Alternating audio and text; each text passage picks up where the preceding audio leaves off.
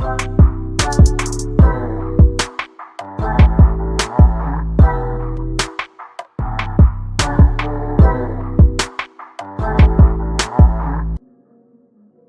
guys, I'm back with another video. Welcome back to my channel. And today I just want to go over the steps to custom wig making for my new wig makers out there. I thought I wanted to start the the new year off with just basically just telling you like the steps that you need to be taking when you're creating your custom units. And I also have a lot of other videos to help you guys out. So the first thing that I'm doing here is I'm blocking off my measurements. Now, blocking off for me in the beginning was really hard. When I learned how to do this ruler system on a canvas head, it really changed the game for me because I struggled with it. And once I saw people using the system, I tried it and it worked, and I just use it because it works. So if you're struggling with measurements, I definitely suggest using the rulers on your canvas head. I do have a detailed video showing you how to create it as well as how to use it. So you definitely can go check that out.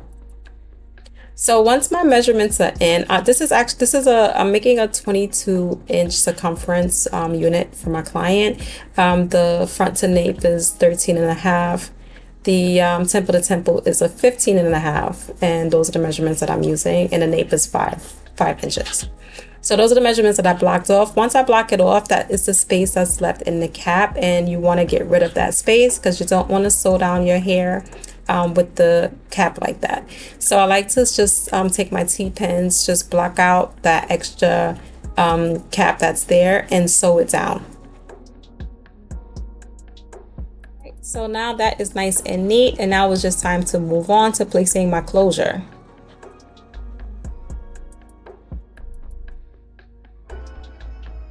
So I like to fold the closure in half. That's the easiest way to find the center. And then I'm going to place it in the 4.5-inch mark on the ruler that's on the canvas head that goes back to the nape. This is a 5x5 closure that I'm working with. Placing it at the 4.5-inch mark gives me that 1/2 inch space in the front that I want.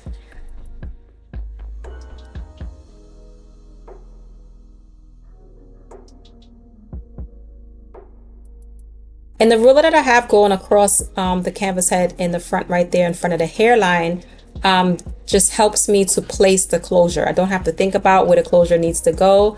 It's a 5x5 closure. I just take the ends and just drag them out to the end of those to that ruler in the front, and that's where my closure needs to lay.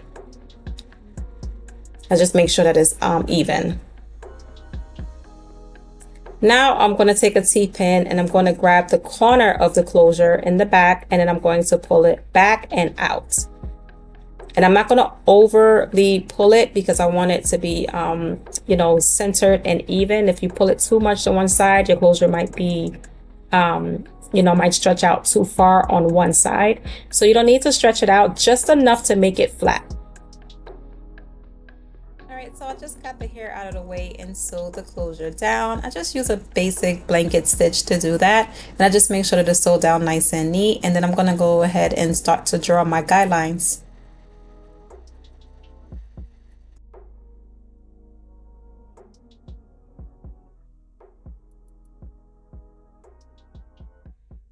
Now, depending on what type of unit I'm making, that will depend on my guidelines. For now, I am making a 12-inch wig with 2 bundles. So I'm just going to draw the lines 1 inch apart. That is going to be enough.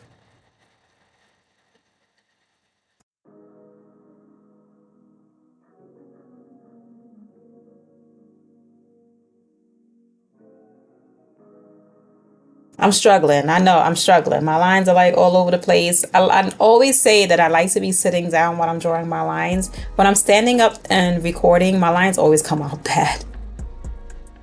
But just make sure you get them as straight as you can and just bring them across. You can use the rulers on the canvas head to help guide you.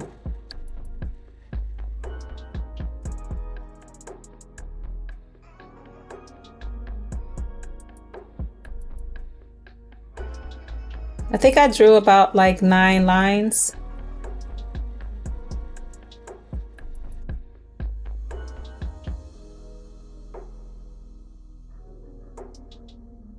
And that is how the guidelines look. And I'm just going to follow that on the sewing machine.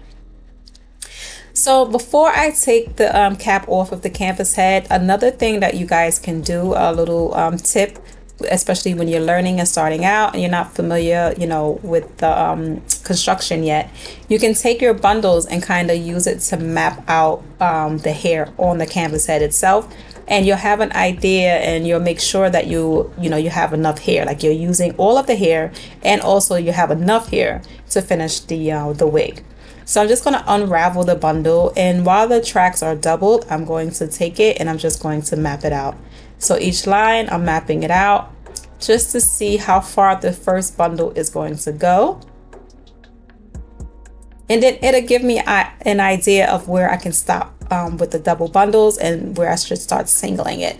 So I'm going to use my marker and I'm going to write an S on the line, and that'll let me know that, okay, now you can stop doubling and you can just single the wefts. And that'll leave me with enough hair to finish my unit.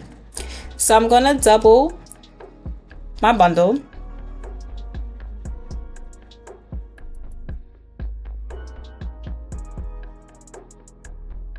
And if you see, I'm using an open toe presser foot on my sewing machine. This helps a great deal for you to see exactly what you're doing.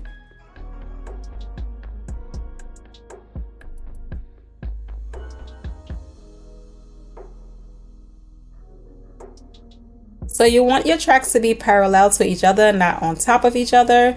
You don't want it to be bulky. And you can just take your time and just make sure that those are lining up. I like to hold my weft a certain type of way, and because you see my finger, I hurt my finger and I have stitches in my finger, and I couldn't hold it the way that I wanted, that I usually do. So you see my hands all over the place, but kind of like, you know, get a grip on the weft. Get comfortable, so when you're sewing it, that the wefts are laying properly, they're not moving, because the machine will drag it out and move it all over the place. So you want to make sure that you're guiding the hair through, so the tracks are doubling properly.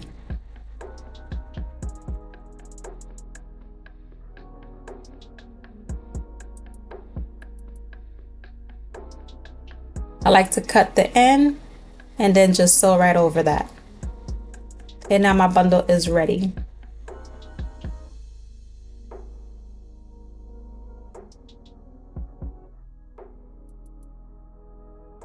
And this is how it should be looking when you're done. And now I'm going to move on to start constructing the unit. I'm going to add my tag to the cap.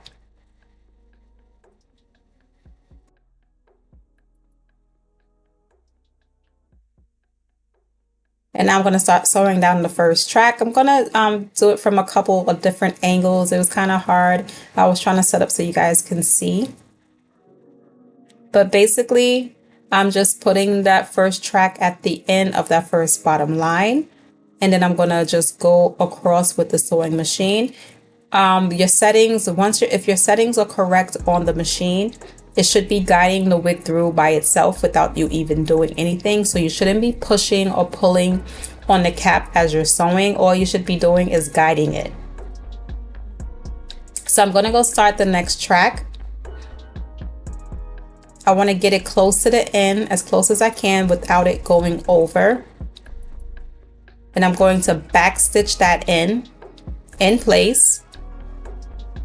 And then as I'm moving down, I'm straightening out the cap where I'm working at.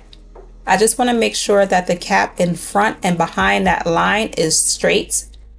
And then I use my right hand to just lay the track down and sew it.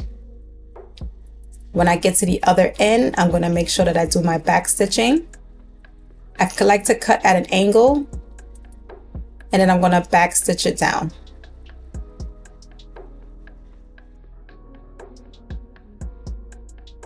Now I'm going to add my comb. I do it with a straight stitch, and I make sure to move it very slowly. I'm going to change the angle of the camera so you guys can get a better view.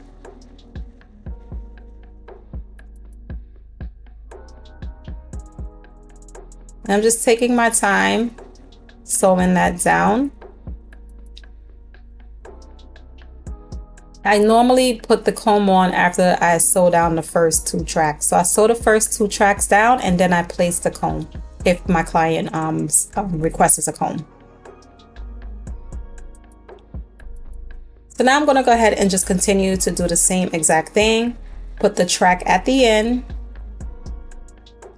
Make sure I do my back stitching. And as I'm moving, you're going to see my hand. My left hand is making sure that the cap is flat on both sides of the line that I'm working on. I'm not worried about the rest of the cap, just where I'm working. And my right hand has the cap, has the bundle, the track, and that is what I'm using to lay it down flat. So here is my first three tracks. That is how it's looking. It's nice and flat to the cap. I'm going to move on to the next line and do the same exact thing.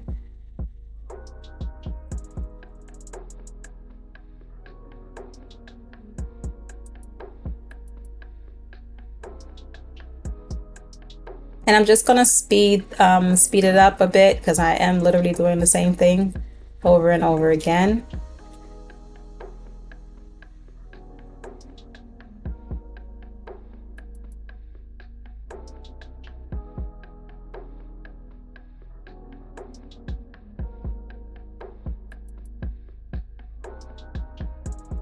Now I'm coming to the end of my first bundle. And all I'm going to do is grab the second bundle and attach it.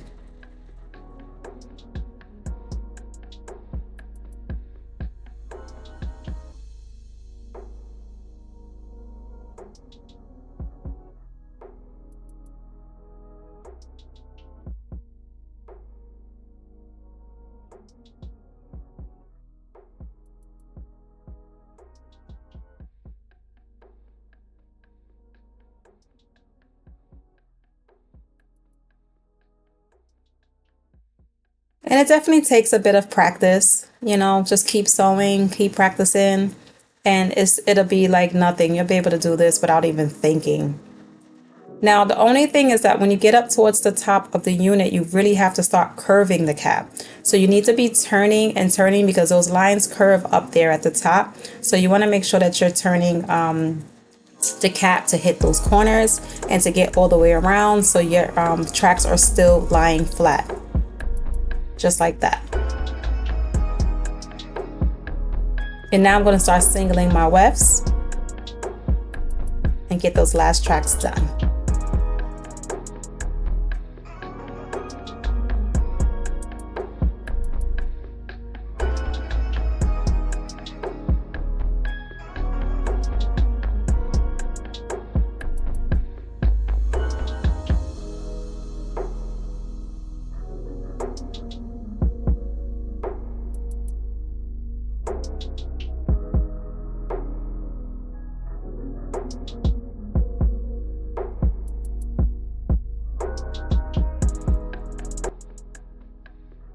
Alright, so this wig is pretty much done. I'm gonna attach my last track. I do attach it to the closure. I've always done that and I just keep doing it. I'm just gonna make sure that I'm going all the way around and getting that closure fitted on there. That track is very important. You want to make sure that it's lying nice and flat. And my wig is complete. This is how she looks after I washed and conditioned her.